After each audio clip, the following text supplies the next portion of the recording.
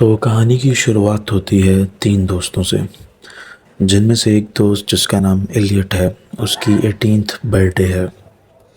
और सारी दोस्तों से कह रही हैं, जिनमें से एक का नाम है रो और एक का नाम है रुथी, के अब तुम बहुत सारे नॉटी चीज़ें भी कर सकती हो ज़िंदगी में, क्योंकि तुम 18 साल की हो गई हो।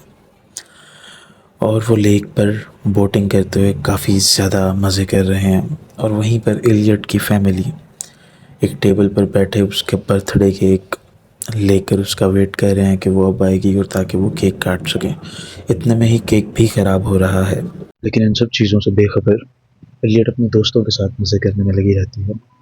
और वो अपनी बोट से लेक के किनारे एक जगह पर रुकते हैं, जहाँ पर एलियट एक स्ट्रेंजर से मिलती है। और उससे कुछ वक्त बात करने के बाद एलियट उसकी तरफ अट्रैक्ट हो जाती है। और उन दोनों में एक बहुत ही ऑकवर्ड किस्म का साइलेंस आ जाता है, जो कि अट्रैक्शन को शो कर रहा होता है। और अगले ही सीन में हमें मालूम होता है कि एलियट और वो स्ट्रेंजर किस कर रहे हैं, जिसमें वो स्ट्रेंजर बहुत ही पैशनेटली एलियट को कमर से अपनी तरफ खींचती है और वो किस करने लग जाते हैं। और मूवी यहाँ से अगले स्टेप में जब दाखिल होती है तो हम एलियट और उसकी दोस्तों को देखते हैं। वो रात के वक्त जंगल में कैंपिंग करने जा रहे हैं।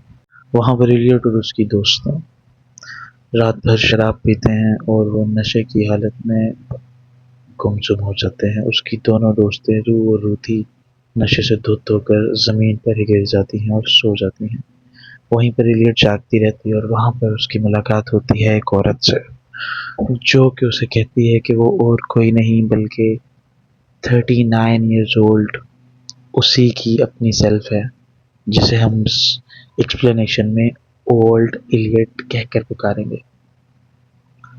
पहले तो जो यंगर एलियट है वो ये सब देखकर डर जाती है और उसकी बातों का यकीन नहीं करती। वो कहती है तुम खुदा हो या तो तुम कोई और नहीं, तुम खुद एक ड्रंक वुमन हो जो यहाँ पर आकर मेरे साथ मजाक कर रही है। फिर वो 39 ईयर ओल्ड यानी कि ओल्डर एलियट उसे बताती है कि हमारे जिस्म पर एक निशान है, और वो इनफैक्ट वो निशान उसे दिखाती है जो कि 9 साल की उम्र में उसे एक एक्सीडेंट में मिला था, जो एलियट को थोड़ा परेशान कर देता है। ये सब काफ़ी नहीं होता और ओल्डर एलियट उसे कहती है कि जो तुम्हारा लेफ्ट बूब है वो तुम्हारे राइट बूब से बड़ा है, जो कि काफ़ी अनयूजुअल है। ये चीज़ बताने की देर थी और एलियट जो यंगर एलियट होती है वो उसकी बातों का यकीन कर लेती है कि हाँ, ये मेरी ही ओल्डर सेल्फ है।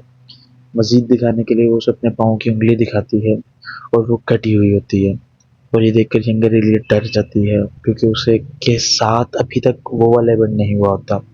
और ओल्डर एलियट बताती है उसे कि जो रूथी की सेकंड वेडिंग होगी उसमें टकीला एक्सीडेंट के दौरान तुम्हारी ये वाली उंगली कट जाएगी। और वो यंगर एलियट उसे कहती है कि मुझे कुछ और गाइड करो, तुम 39 साल की हो, तुमने अपनी ज़िंदगी बहुत जी हुई है, क्या फ्यूचर में मेरे पास बच्चे हैं, मेरे पास एक स्टेबल जॉब है, क्या मैं फ्यूचर में खुश हूँ? जिसके जवाब में ओल्डर एलियट कहती है फ्यूचर इतना अच्छा नहीं है जितना तुम्हें लग रहा है, शायद हमारा फ्यूचर डार्क है। और उसे एडवाइस करती है कि तुमने एक चट नाम के लड़के से दूर रहना है। जिस पर वो काफ़ी सरप्राइज होकर कहती है कि चट नाम के लड़का तो अभी तक आया ही नहीं कोई मेरी ज़िंदगी में। वो कहती है जब भी आए तुमने उस नाम के लड़के से दूर रहना है। यहाँ पर मूवी के सीन स्विच करते हैं एक डिफरेंट प्लेस पर। यंगर एलियट और ओल्डर एलियट एक बेड पर लेटे हुए हैं और वहाँ पर यंगर एलियट उससे रिक्वेस्ट करती है कि मैं तुम्हें किस करना चाहती हूँ, जिस पर ओल्डर एलियट मना कर देती है। तो यंगर एलियट कहती है कि तुम नहीं चाहोगे कि तुम अपनी सेल्फ को किस करो? वो कहती है मैं ज़रूर चाहूँगी, लेकिन अभी तुम एज में मुझसे छोटी हो। लेकिन यंगर एलियट उसे कन्विंस कर लेती है and they share a very private moment there. वहाँ पे वो एक दूसरे को बहुत पैशनेटली किस करते हैं। और ओल्डर एलियट उसे मज़ीद सजेशंस, यानी कि तुम अपनी फैमिली के साथ वक्त गुजारो, अपने भाइयों के साथ ज़्यादा वक्त गुजारो, अपनी माँ के साथ अपना बॉन्ड बनाओ, इस तरीके की सजेशन देकर वहाँ से चली जाती है।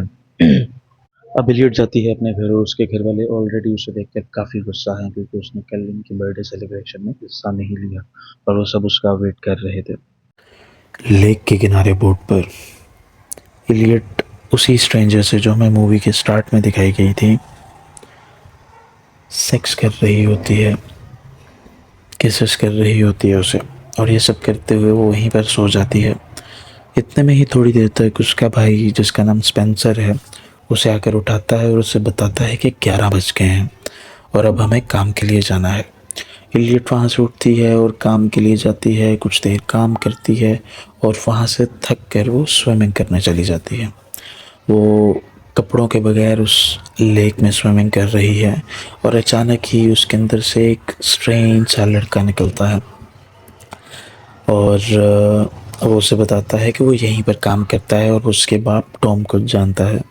वो डर जाती है क्योंकि वो कपड़ों के बगैर होती है, लेकिन वो लड़का उसे यकीन दिलाता है, तुम फिक्र ना करो, दरिया के अंदर से सब कुछ अंधेरा है, मैं कुछ भी नहीं देख सकता। और वो थोड़ी रिलैक्स हो जाती है। इतने में ही वो उस लड़के से बातें कर रही होती है और लड़का उसे अपना नाम बताता है जो कि चड होता है। सेम नाम के लड़के से इलियट की ओल्डर सेल्फ ने उसे बातें करने से और करीब जाने से मना किया था, और जो यंगर इलियट होती है वो डर जाती है और पैनिक कर जाती है और वापस चली जाती है। और वो अपनी ओल्डर सेल्फ को बताती है कि मेरी आज मुलाकात चड नाम के लड़के से हुई, और वो उसे सजेस्ट करती है कि अब तुमने उस लड़के से दूर रहना है। और वो कहती है ठीक है। इन द मीन वाइल वो अपनी फैमिली के साथ वक्त गुजारना स्टार्ट कर देती है। मैक्स के साथ वो गोल्फ खेलना शुरू कर देती है, स्पेंसर के साथ चिल करना शुरू कर देती है, मूवीज़ और गेम वगैरह खेलना शुरू कर देती है, और अपनी माँ कैटी के साथ मज़ीद वक्त गुजारने लग जाती है। और अपने बाप के साथ भी उसका बॉन्ड अब अच्छा जा रहा है और वो बहुत खुश है ज़िंदगी में। फिर एक दिन ऐसे ही दोबारा वो स्विमिंग करने जाती है उस लेक पे, और दोबारा वही लड़का उसके पास आता है, और इस दफ़ा वो नीचे उसे छुपने के लिए जाती है और उसे लगता है शायद दरिया के अंदर एक सांप है, और वो डर कर बाहर आती है। और वो लड़का कहता है खैरियत है, सब क्या हुआ तुम्हें? तो उसे बताती है कि इसके नीचे एक सांप है, और वो लड़का कहता है मैं उस सांप को देखता हूँ। वो फिर उसे एक मजाकिया टर्न में दिखाता है कि वो सांप नहीं था, वो बेसिकली पत्ते थे, और ऐसे उनके बीच में दोस्ती का पहला कदम बढ़ता है। आहिस्ता आहिस्ता चड और एलियट की दोस्ती बढ़ती जाती है।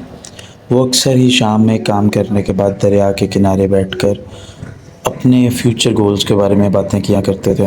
एक दिन चड ने पूछा एलियट से कि तुम ज़िंदगी में आगे क्या करना चाहती हो?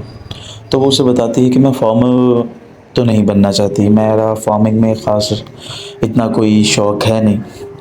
तो वो उससे कहता है अगर तुम अपनी फैमिली की इनहेरिटेंस नहीं संभालोगी तो तुम्हारे क्या मिशन है आगे? तो वो कहती है सच मैंने ज़िंदगी के बारे में कुछ सोचा नहीं है, जो इस चीज़ को दर्शाता है कि शायद वो ज़िंदगी को लेकर इतनी सीरियस थी नहीं, और ये चीज़ चड को काफ़ी सरप्राइज़ करती है। और दिन गुजरते जाते हैं। चड अपनी ड्रीम गर्ल जो स्ट्रेंजर थी चेल्सी, इलियट उसके साथ हैंग आउट करती रहती है, और लेकिन आहिस्ता आहिस्ता उसे एहसास होने लगता है कि अब उसे चेल्सी से सेम वैसी फीलिंग नहीं आती। हालांकि वो लोग रोज़ाना एक दूसरे के करीब जाते हैं, रोज़ाना एक दूसरे के साथ हैंग आउट करते हैं, लेकिन कुछ ना कुछ मिसिंग है। और आहिस्ता आहिस्ता वो अपनी दोस्तें रू और रूथी से भी आहिस्ता आहिस्ता दूर रहने लग जाती है, क्योंकि उसका ज़्यादातर वक्त चट के साथ गुजरता है, कभी फार्मिंग में, कभी कहाँ कभी कहाँ। एक दिन ऐसे वो और चड बोट राइड पर चले जाते हैं जहाँ वो मोहब्बत को लेकर बातें करते हैं, और सेम एलियट अपनी ओल्डर सेल्फ से पूछती है कि तुम्हें कब इस चीज़ का एहसास हुआ कि तुम्हें चट से मोहब्बत है, जिस पे वो बहुत प्यारा जवाब देती है कि मोहब्बत की यही तो खासियत है कि जब होती है तब भी नहीं पता होता, और जब ये हो जाती है तो तब आपको पता लगता है कि इस सारे वक्त में आपको वो इंसान कितना अजीज़ हो गया है। उसे बारहा वार्न करती है कि चट से दूर रहो, लेकिन वो कहती है जो एनर्जी मुझे चट के साथ फील होती है वो कहीं फील हो ही नहीं रही मुझे।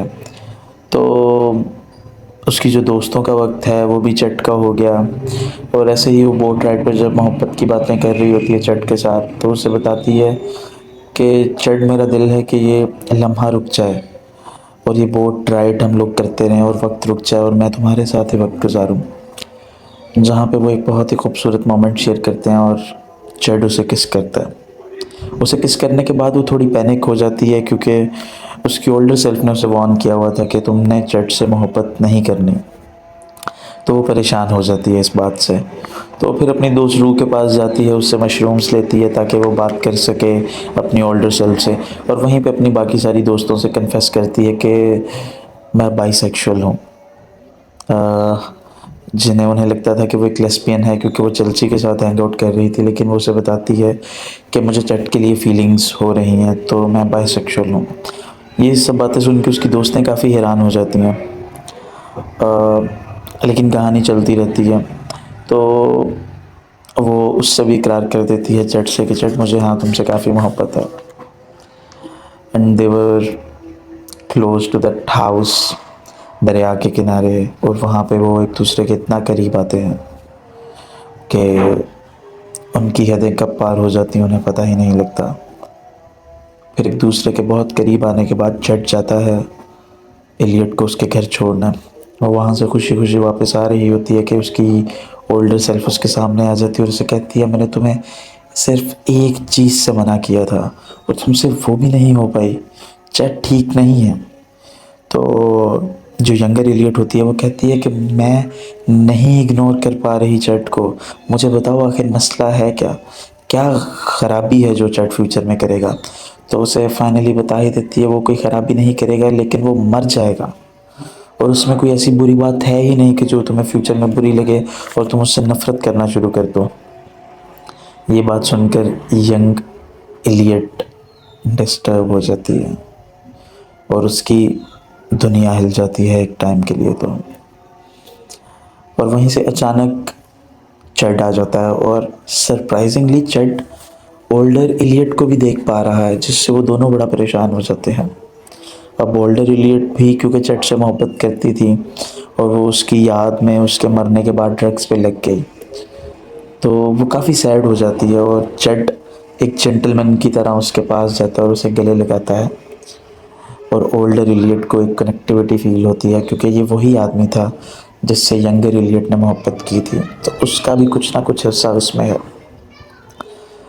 तो यंगर एलियट उसे कहती है मुझे इस मोहब्बत के नतीजे से कोई सरोकार नहीं है, मैं चट के साथ रहूं या ना रहूं, मेरे लिए ये वक्त बहुत हसीन है और मैं इस लम्हे के लिए जी रही हूँ, तो मुझे इस लम्हे में अगर मरना मंजूर है तो मरना ही ठीक। ये कहकर वो एक बोट राइड पर चले जाते हैं तीनों, और फिर नेक्स्ट स्विच पे होता है जहाँ पे चड उसकी फैमिली के साथ डिनर करता है, उसकी फैमिली में आता है, और यंगर एलियट बैठी बातें कर रही है ओल्डर एलियट से, और ओल्डर एलियट उसे बताती है कि was always a fool in love, मैं शायद मोहब्बत की खूबसूरती में इतनी खो गई थी कि मोहब्बत से मिलने वाली जो पेन है मैंने उसको बर्दाश्त ही नहीं किया खुद की रूह के ऊपर, और मैं ड्रग्स में लग गई। और वो कहती है कि मेरी यंगर सेल्फ मुझसे काफ़ी ज़्यादा मैच्योर है। अब उन दोनों को पता है वो चड की डेथ को निगलेक्ट तो कर ही नहीं सकते, चड मरेगा तो ज़रूर, लेकिन इसका मतलब ये तो नहीं है जब तक वो चड जिंदा है वो उसके साथ जितने भी लम्हे जी सकती है उनको मारते हैं। तो वो दोनों अपनी ज़िंदगी के खूबसूरत सफ़र के आगाज़ पर निकल जाते हैं, और यहाँ पर हमारी मूवी का इख्तिताम हो जाता है। अगर आपको हमारी मूवी एक्सप्लेनेशन अच्छी लगी तो प्लीज़ हमें सब्सक्राइब करें, हमारी वीडियो को शेयर करें ताकि इसकी रीच ज़्यादा से ज़्यादा लोगों तक हो और हम मज़ीद स्टोरीज़ आपके लिए डीकोड कर सकें और एक्सप्लेन कर सकें। अब सबका ख्याल रखें, अपना सबका ख्याल रखें, और जितने भी मूवी लवर्स हैं उन सब में ये वीडियो शेयर करें। बहुत शुक्रिया।